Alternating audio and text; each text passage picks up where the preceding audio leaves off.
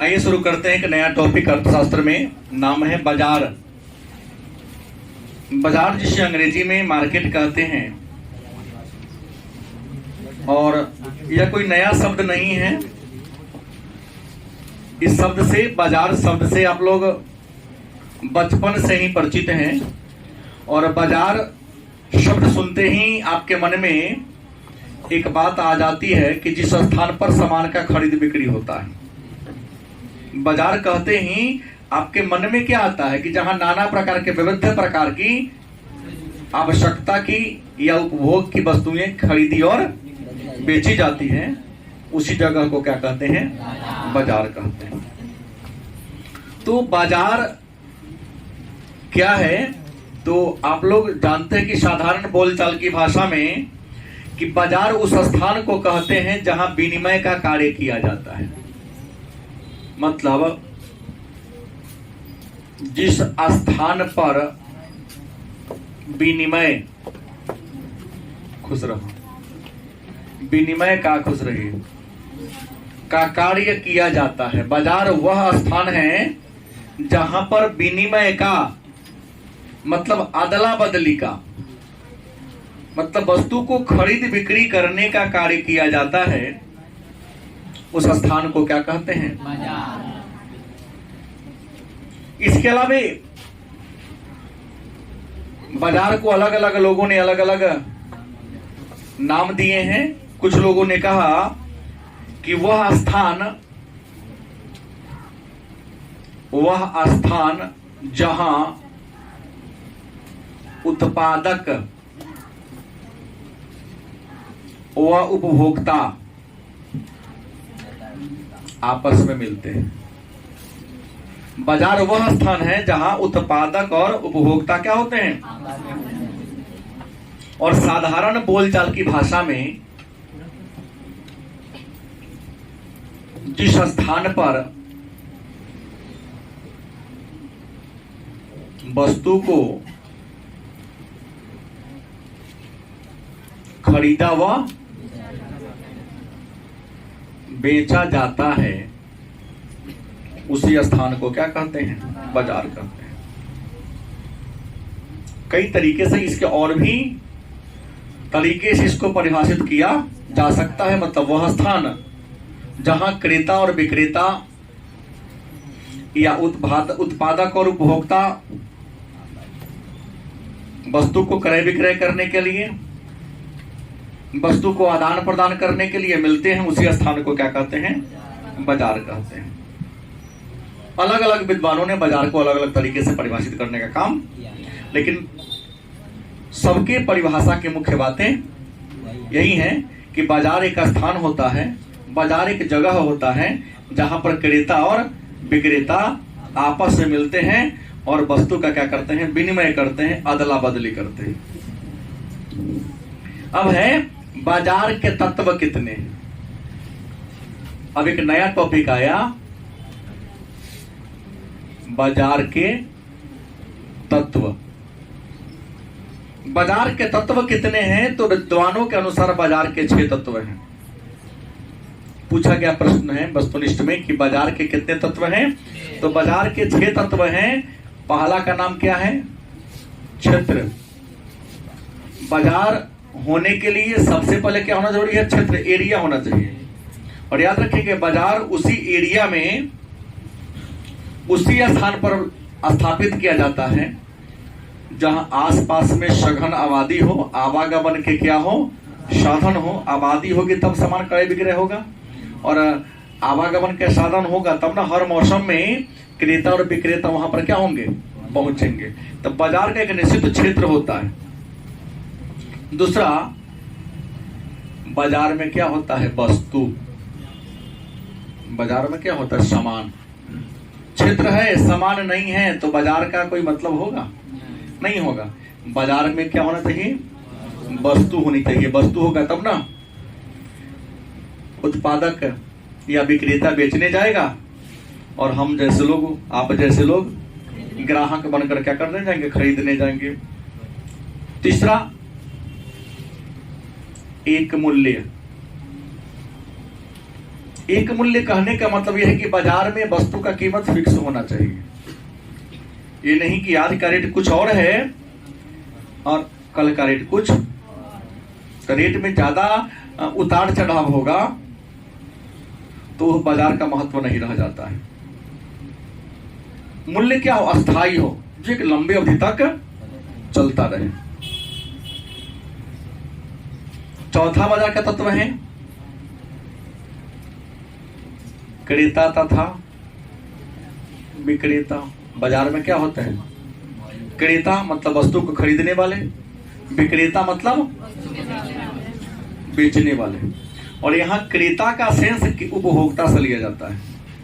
क्रेता मतलब खरीदता है और क्या करता है? प्रयोग कर लेता है। और विक्रेता मतलब क्या करता है? बेचता है। पांचवा क्या होना चाहिए? तो स्वतंत्र प्रतियोगिता होना चाहिए।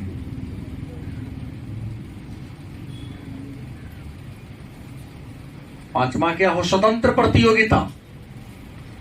मतलब बाजार में ये नहीं कि आप दुकान खोले हुए हैं तो बगल में हम नहीं खोल सकते हैं। बाजार में किसी भी प्रतिभागी को स्वतंत्र रूप से प्रवेश करके अपने वस्तु को खरीदने और बेचने का पूरा पूरा क्या हो, यहां तक कि दाम भी अपना फिक्स करने का अधिकार हो उसे। जैसे मान लिया कि मार्केट में 100 रुपया में 5 केजी आलू मिल रहा है। कितना मिल रहा है? 100 रुपया में 5 केजी आलू बिक रहा है। अगर मान लिया वहां कोई दूसरा आलू का दुकानदार विक्रेता आता है, उसके ऊपर निर्भर करता है कि वह 100 रुपया में 5 किलो दे या 95 रुपया में 5 किलो दे या 90 में 5 किलो दे। हो सकता है अपने ग्राहकों की संख्या को बढ़ाने के लिए वह प्रारंभ में मूल्य को कम करे। मार्केट है तो यहाँ प्रतियोगिता क्या हो? स्वतंत्र हो।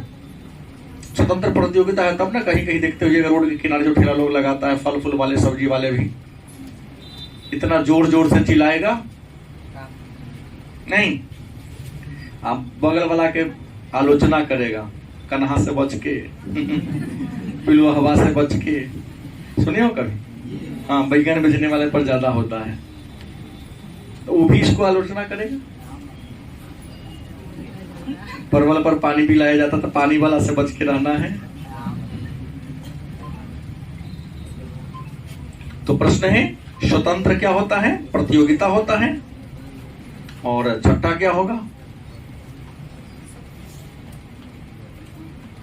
सूचना का साधन।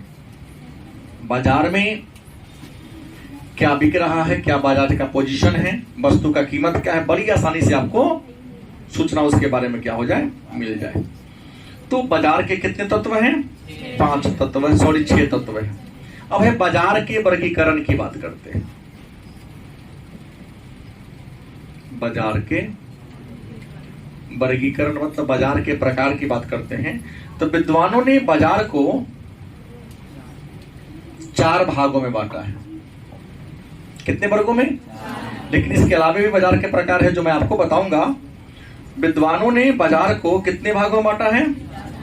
4 भागों में बांटा है।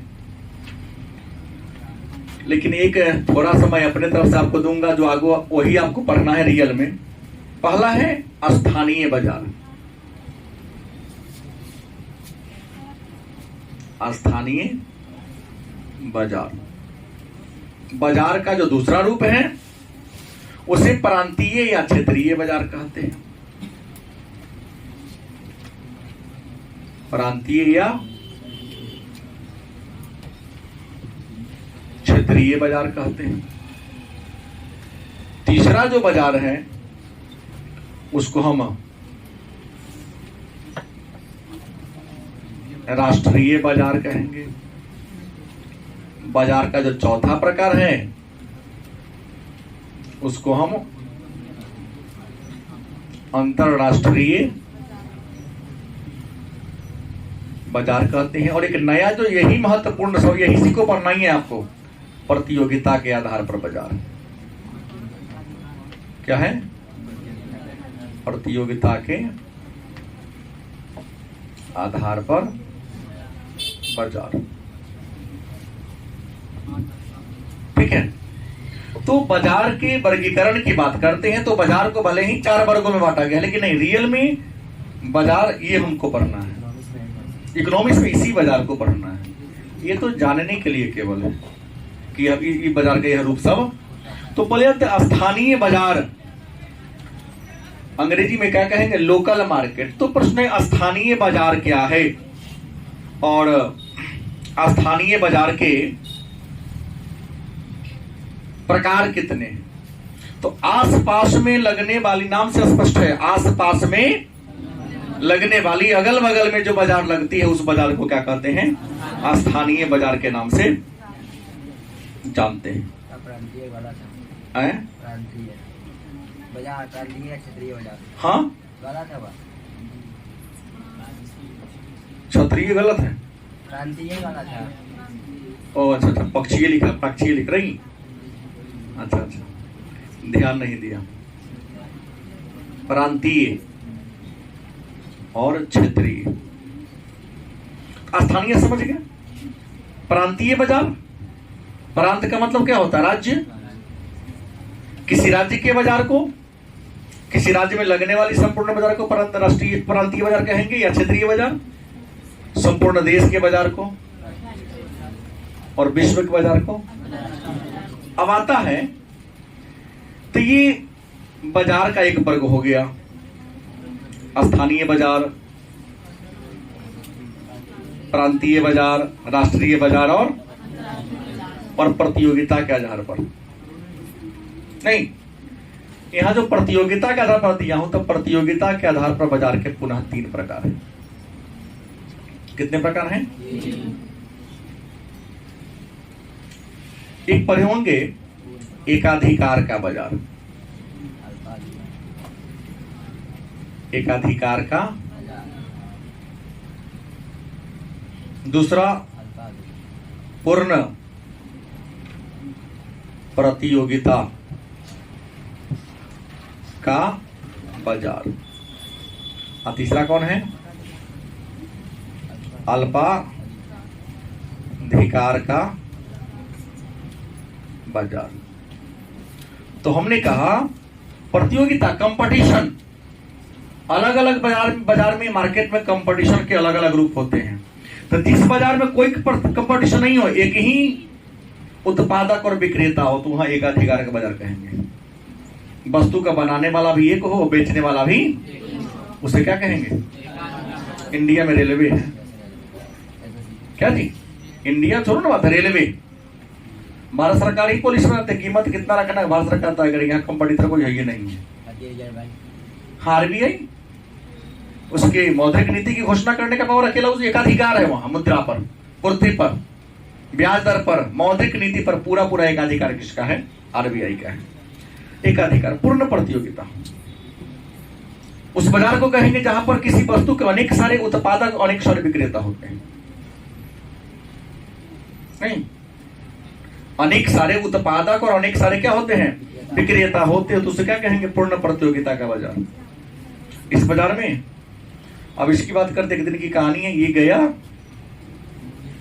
एक अमूल का शेरा गोल्ड का गंज खरीदने, दुकानदार ने कहा 110 रुपया। कीमत नहीं जानता हूं, लेकिन हमने कहा अरे अंकल जी क्या आप 110 बोलते हैं क्या जी? फलाना दुकानदार तो 60 में दे रहा था। दुकानदार नहीं मानेगा, वो जानता है 109 रुपया तक खरीद ले, 10 में बेच रहा हूं, क्योंकि गंजी जाएंगे पर बचत थोड़ा सा दुकानदार का कहना कि कम होता है। तो पूर्ण प्रतियोगिता के बाजार उस बाजार को कहते हैं जहां किसी वस्तु के अनेक सारे उत्पादक और अनेक सारे विक्रेता होते हैं। वस्तुएं लगभग समरूप होती हैं, ग्राहक न तो उत्पादक या विक्रेता क्रेता को प्रभावित नहीं कर सकता है, और क्रेता भी विक्रेता को प्रभावित कर सकती है।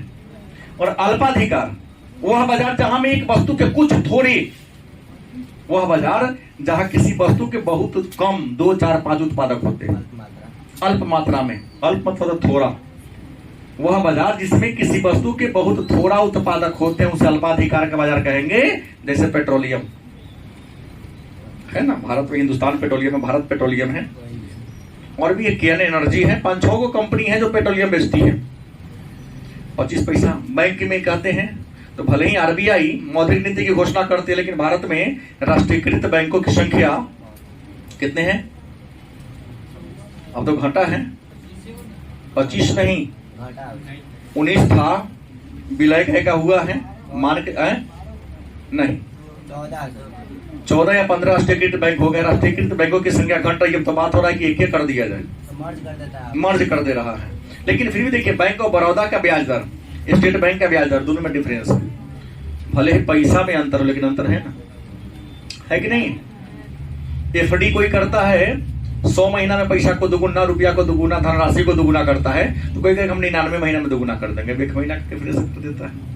अल्प है ना, 14-15 को ना बैंक है राष्ट्रीयकृत बैंकों की संख्या, तो यह थोड़ा सा प्रतियोगिता है, तो उसे क्या कहेंगे? अल्पाधिकार। तो ये बाजार के ये प्रकार हो गए। लेकिन बाजार के अन्य भी रूप हैं समय के आधार पर।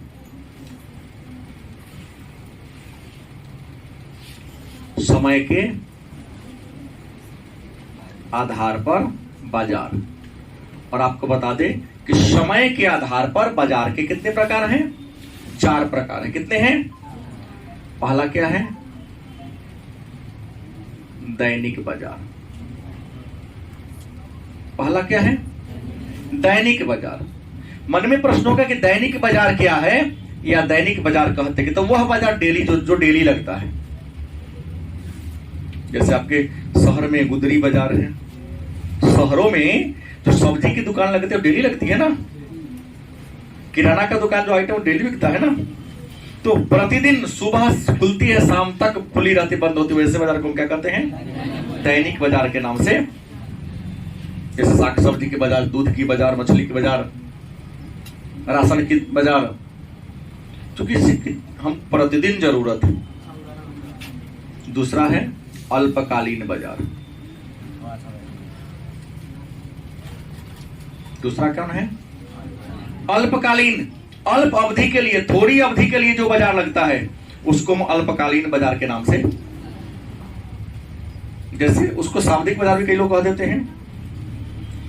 आपके गांव में जो बाजार लगता है शाम को 4 बजे लगता है, 6-7 बजे तक इंड हो जाता है, वैसे बाजार को क्या कहेंगे? अल्पकाल, कुछ घंटों के लिए। क्या जी? जो बाजार लगता है उसको हम अल्पकालिक बाजार के नाम से जानते हैं। जैसे आपके सीतामढ़ी के बगल में सुबह सुबह 4 बजे मार्केट खुलता है, होलसेल सब्जी का मार्केट, बाजिदपुर की बात बोल रहा हूँ। 7-8 बजते बजते बाजार का समाप्त हो जाता है। जितने शहर के पटना मछली मार्केट 5 बजे खत्म हो जाता है। मेरा कहना कि हो गया अल्पकालिक। आता है, जिसको खरीदना है, बिजनेस करना है, जाकर खरीद लेगा, फिर जहां उसको बेचना वहां जाके बेच लेगा। तीसरा क्या है? दीर्घकालिक बाजार।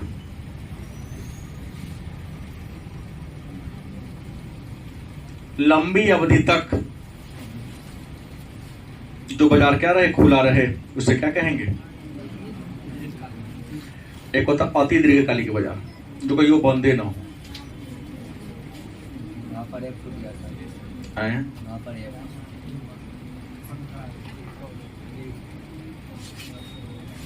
अति दीर्घकालिक बाजार का मतलब क्या होगा? जो कभी बंदे ना, जैसे बिग बाजार, सुपर मार्केट, पेट्रोलियम, मॉल, या आपका एटीएम, जो तो मार्केट मनी मार्केट में है, शेयर बाजार जो बंदे नहीं होता है, तो हमेशा हमेशा खुला ही रहे अति दीर्घकाल तक। वो तभी बंद होगा जब संस्था बंद हो जाएगा। ग्राहक को जब होगा तब ना जाके करेगा। सिनेमा हॉल अपने यहाँ ना बंद हो जाते हैं रात्रि में, दिल्ली में बंद नहीं होता है। हमको 3 से 6 सुबह देखने का मन है, तो हम काहे 12 दिन देखने जाएंगे। हाँ, 24 घंटा चलते रहता है, स्टाफ का शिफ्ट बदलता है। पढ़ने का, मनोरंजन का कोई टाइम, जिस समय मूड होगा उसे मनोरंजन करेंगे। यहाँ तक टाइम जबरदस्ती टाइम को बना दिया गया है, पढ़ने का टाइम भी और सोने का टाइम भी। जो विद्यार्थी वही सुन के है ना, हाँ, पढ़ने समय मोबाइल को कॉल अटेंड करता है। तो समय के आधार पर बाजार के कितने प्रकार हैं? 4 प्रकार हैं। उसके बाद विशिष्टीकरण के आधार पर क्या है? विशिष्टीकरण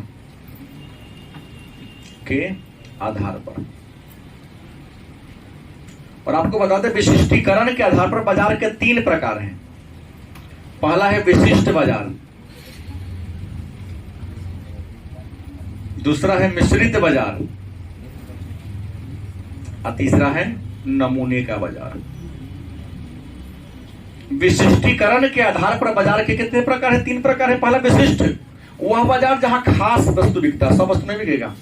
जैसे मरचाई पट्टी में मरचाई मसाले के साथ बिकेगा, लोहा पट्टी में लोहा बिकेगा, सूता पट्टी में कपड़ा बिकेगा, नहीं सराफा मंडी में केवल सोना चांदी आभूषण बिकेगा, मछली बाजार में मछली बिकेगा, मुर्गा बाजार में मुर्गा बिकेगा, कपड़ा मंडी में केवल कपड़ा। गलती की सही? तो प्रश्न है जहां खास प्रकार के वस्तु का क्रय विक्रय होता है उसको हम विशिष्ट बाजार कहेंगे। मिश्रित, जहां सब कुछ बिके। चलो मॉल में सुइया से लेकर हवाई जहाज सब सामान मिलता है। नहीं, एक बार मॉल में, अरे यहाँ मॉल थोड़ी ना है, ये तो मौली है।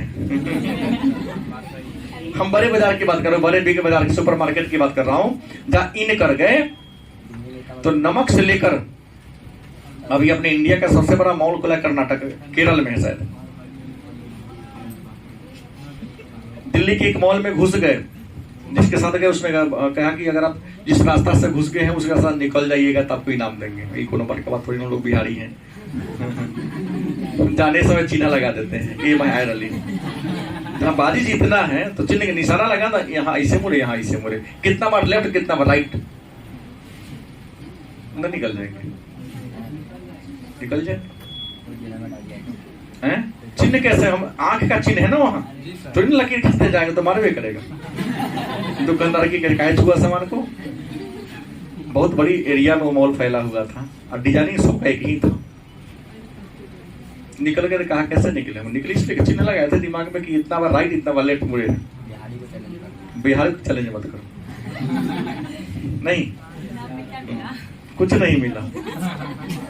मिश्रित बाजार जहां सब कुछ बेचा जाता है और नमूने का बाजार जहां नमूने सैंपल को दिखाकर क्रय विक्रय किया जाता है।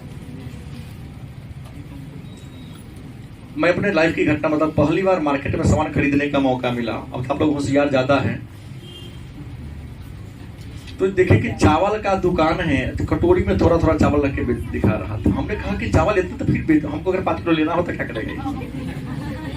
हमें पता नहीं, नमूना दिखाता है और जो नमूना हमें पसंद आएगा उसका बोरी अंदर से बाहर ला कर देगा।